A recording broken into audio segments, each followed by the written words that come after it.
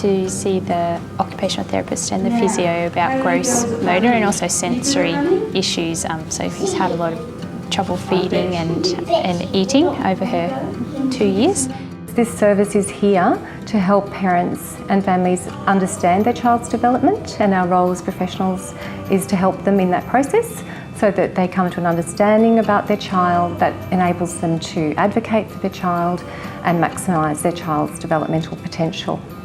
As a parent, I think when you have a new baby, you never really expect that anything's going to go wrong. You always just assume that everything's going to be fine, and when something does turn up, it can be a real worry. Your mind automatically thinks the worst. Is my baby going to be able to sit and walk and do all of the normal things that you'd like them to do?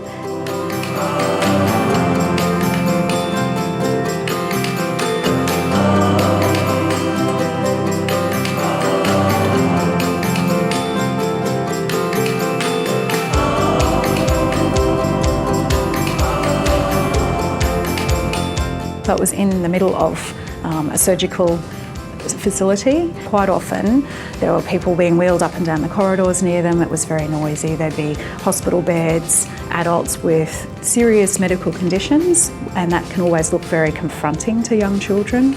We're also very cramped with space.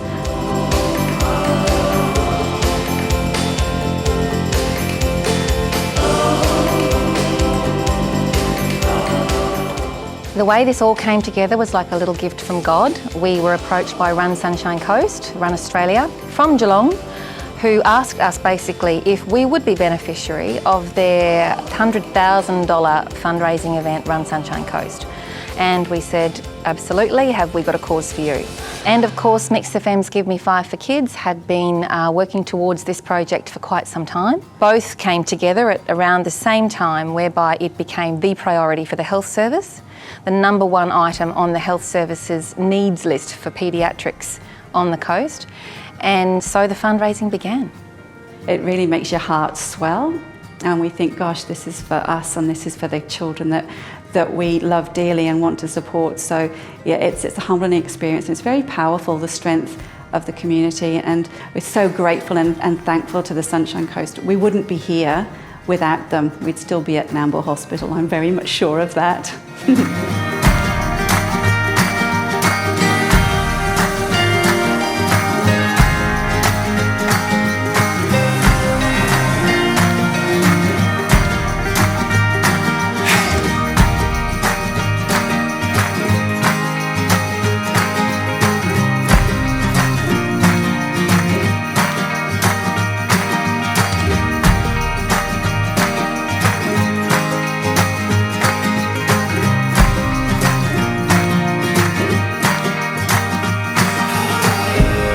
Our commitment to the health service and to the child development service is that Wishlist will fund the rental of space for 3 years here at 60 Wisers Road.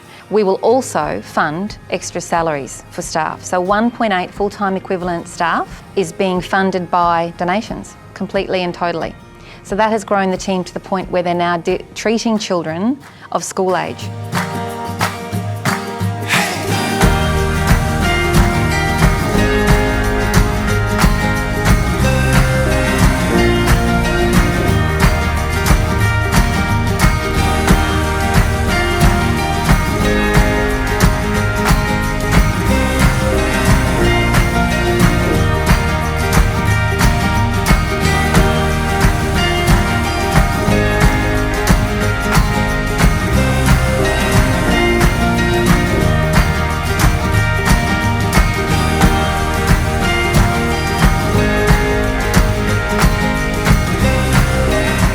The 3-year commitment totals $1.4 million at this point, which includes the fit out and the setup of this beautiful place. We've spent $600,000 so far.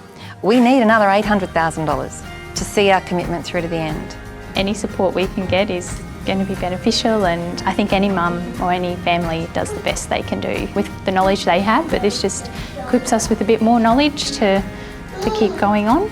It's a priceless gift to our community, and it's only possible because we have such a wonderfully supportive, proactive, generous community who actually get that.